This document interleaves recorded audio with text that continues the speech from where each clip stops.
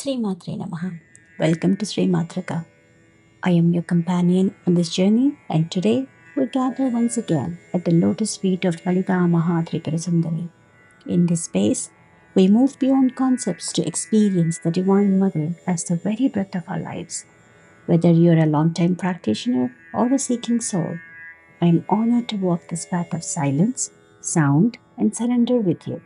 Let us explore her radiance together. We live in an era of infinite noise. Every single day, our minds process thousands of texts, emails, news alerts, and endless internal monologues. We use language as a utility. We use it to argue, to manage the complex logistics of our families, to navigate the high stake demands of our corporate worlds, or to justify ourselves. We pick up words like tools, use them to get what we want, or to defend ourselves, and then we put them down. But if we pull back the curtain on the languages derived from ancient roots, specifically Aksharamala, we discover something that can fundamentally change how we interact with our own minds. The alphabet is not a human invention designed for commerce or passing exams. It is a living, breathing map of the cosmos and a psychological vehicle for self realization. When we look at these letters through the spiritual lens of Srividya, the ancient science of the Divine Mother and cosmic geometry, we stop seeing them as dead ink on a page or pixels on a screen. We begin to recognize them as living, energetic forces. Speech is not a biological accident, it is a divine manifestation. Every time your tongue strikes the roof of your mouth or your lips press together, you are not just making a noise to communicate a mundane thought. You are triggering a microscopic ripple in your own nervous system and, by extension, the energetic fabric of the universe. To understand this, we must look at the word akshara itself. In this linguistic tradition, kshara means that which decays, changes, or dies. It represents everything temporary, our physical bodies, our fluctuating anxieties, empires, and seasons. But the prefix a means not. Therefore, akshara translates to the imperishable, the indestructible, the changeless. You can rip up a piece of paper with a letter written on it or delete a text message, but you cannot destroy the vibration it represents. Long before a sound is captured by a pen or a keyboard, it exists as a primordial frequency in the cosmic ether. This is the foundation of Nada Brahma, the realization that the ultimate reality is divine sound. To tune ourselves to this pristine wisdom, our tradition invokes the goddess who personifies pure, unpolluted knowledge, Goddess Saraswati. Ya kundendu tusharahara dhavala, ya shubhravastravruta, ya veena varadanda manditakara, ya shveta padmasana. This ancient verse reminds us of a consciousness that is pure white like a jasmine flower, radiant like the moon, and pristine like a garland of dewdrops. She sits upon the white lotus of unfolded awareness. We are not praying to a distant deity in the sky. We are tuning our psychological state to a frequency of absolute clarity. In the Srividya tradition, these letters are not just symbols, they are the goddess herself. When grouped together, they are known as the Matrikas, which translates to mothers. The Supreme Divine Mother, Lalita Mahatripurasundari, doesn't just create the universe, she becomes it.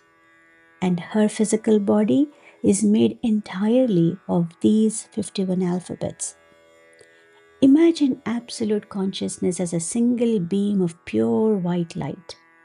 On its own, it is unified and silent. But when it passes through the prism of human existence, it splits into a beautiful spectrum of distinct colors. Similarly, pure silent consciousness travels down into the human system.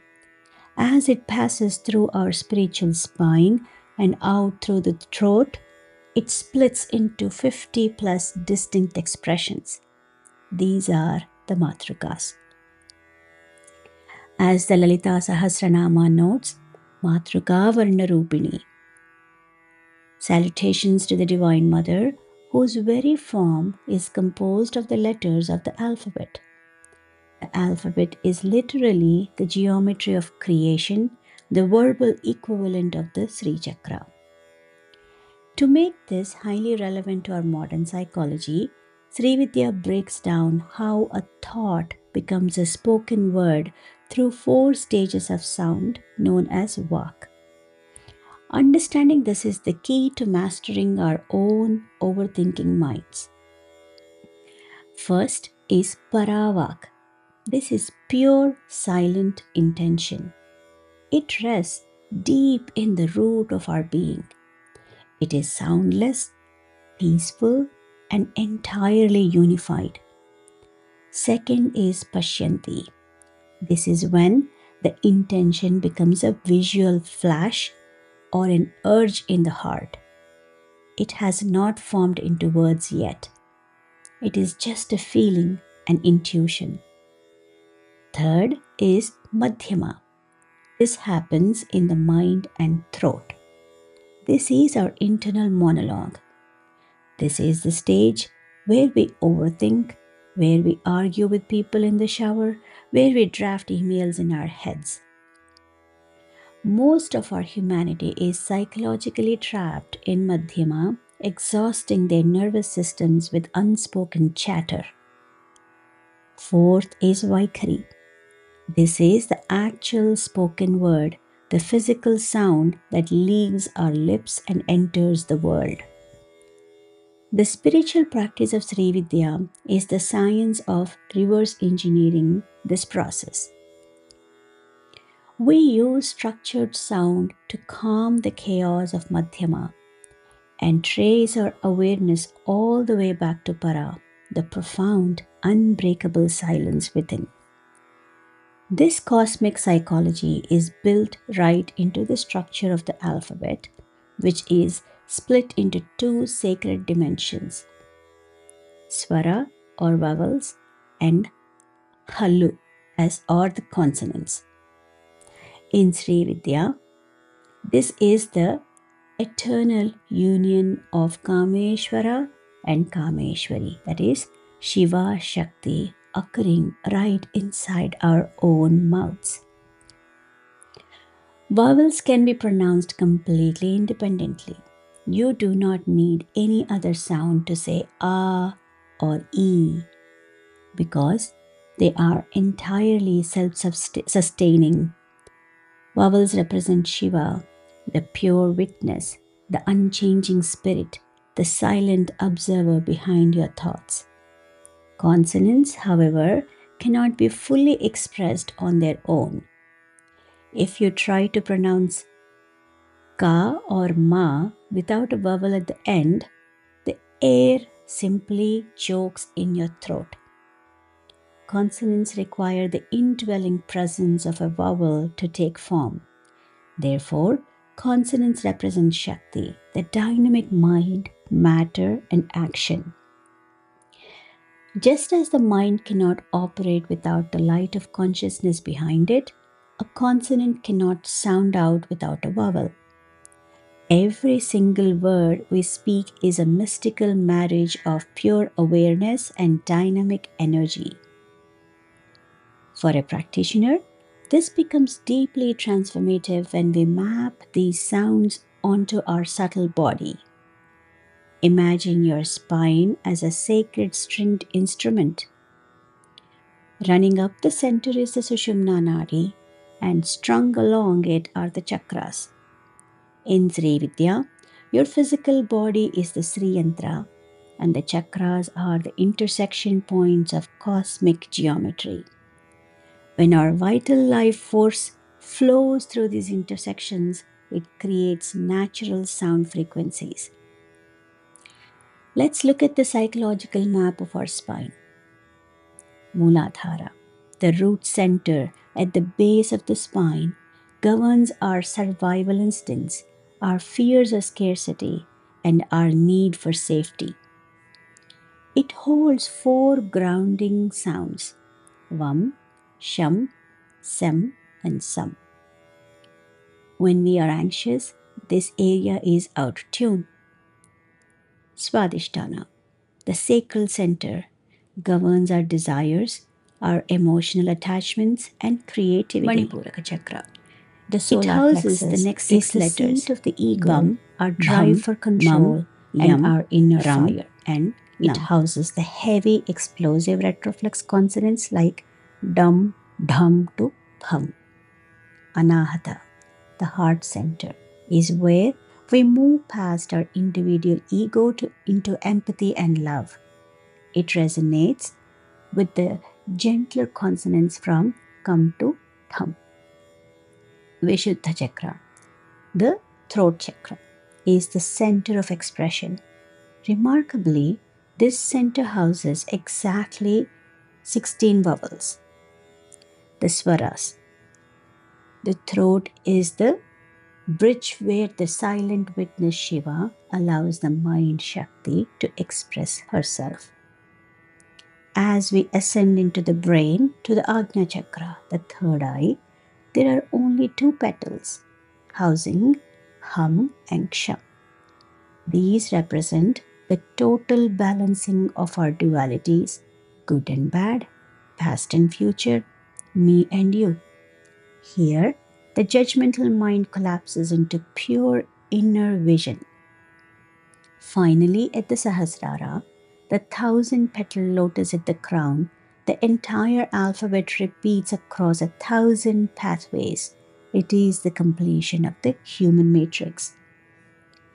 To ground this inner in alignment, we contemplate the unshakable stillness of the source of sound. Shantam Padmasanastham Shashidharamakutam Panchavatram Trinetram. We meditate on the peaceful one who sits immovably, whose crown is adorned with the crescent moon of a beautifully mastered mind, seeing the past, present, and future as one unified play of the Mother. Knowing that this sacred soundscape lives inside us, how do we use it to heal the modern mind? We do so by consciously turning the alphabet inward through practices like chanting Aksharamala stotras. A beautiful example is the Samba Shiva Aksharamala stotram, where every single verse begins sequentially with a consecutive letter of the alphabet. And it goes like this. Samba Sada Siva Samba Sada Siva Samba Sada Siva Samba Siva Adbhuta Vigraha Amaradhishwara Aganita Gunagana Amruta Shiva. Notice how the second line explicitly opens each descriptive word with the very first letter of the Aksharamala, A, for Adbhuta, Amara, Aganita, and Amruta.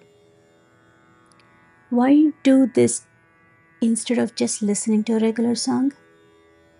Because a regular song triggers memories, fueling the Madhyama, the overthinking mind. Aksharamala Stotra, however, is geometric. It forces the chaotic mind to trace a systematic, orderly path through the universal framework of sound. As you pronounce each sequential letter, you're systematically hitting the keys of your spinal piano, regulating your nervous system, and clearing the psychological blockages in your chakras. Ultimately, this shifts our entire relationship with reality. Ordinarily, The ego uses words to slice the universe into tiny, stressful fragments. We label things. This is a problem. This is mine. I am stressed. We build an entire identity out of words, and then we suffer because of that identity. But when you look at the alphabet from the Srividya perspective, you realize a profound psychological truth. All words, all anxieties, all thoughts are just temporary permutations of the same sacred neutral energies. The problem is not reality. The problem is the label we just pasted onto it. By consciously practicing this inward turning of sound, we strip the labels away. We return our outward fragmented speech, Vaikari, back to its quiet, unified source inside the heart, Paravak. We follow the sound down the spine until it reaches the depths of absolute stillness. The outward facing ego naturally runs out of fuel, the nervous system deeply exhales, and we dissolve back into pure, silent, observing awareness. We stop describing the world and finally we just experience it. When looked through a spiritual lens, your voice is not just a psychological mechanism for communication.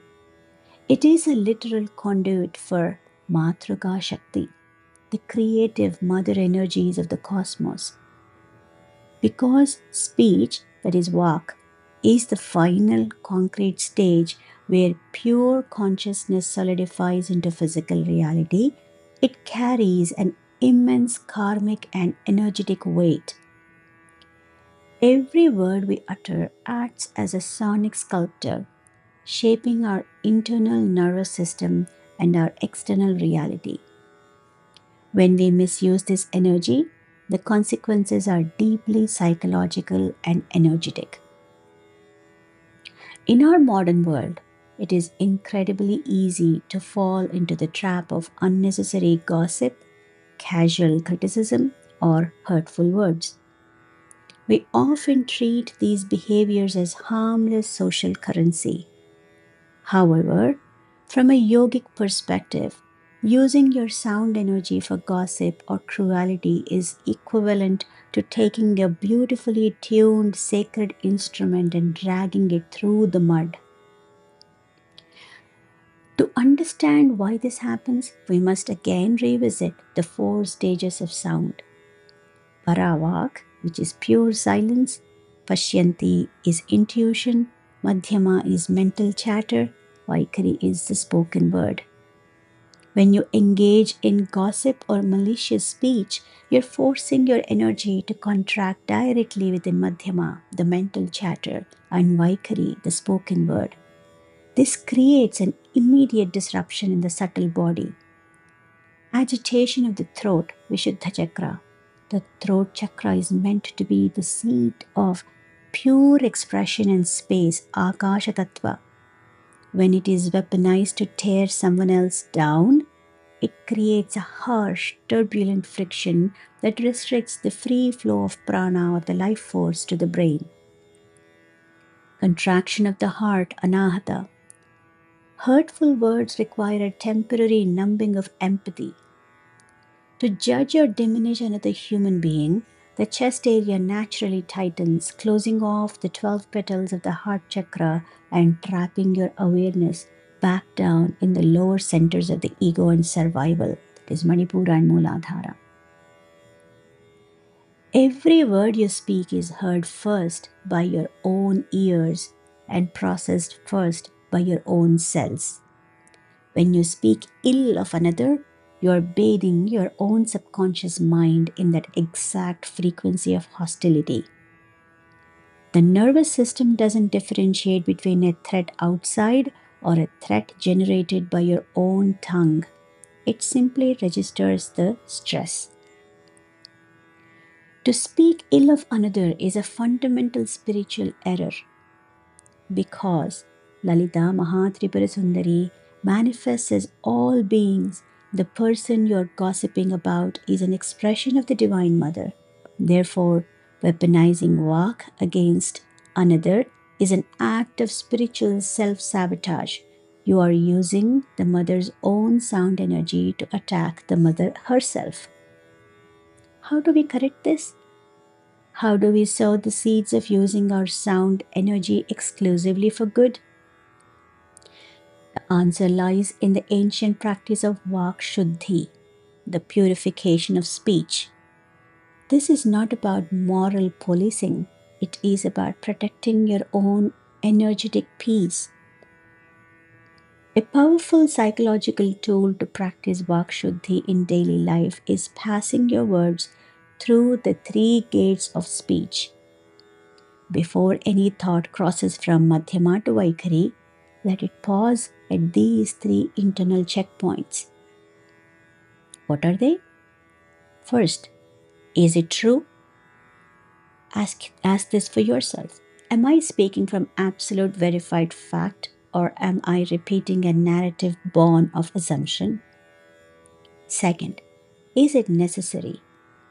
Does this comment add actual value, or am I simply speaking to fill the silence or feed my ego? Third, is it kind?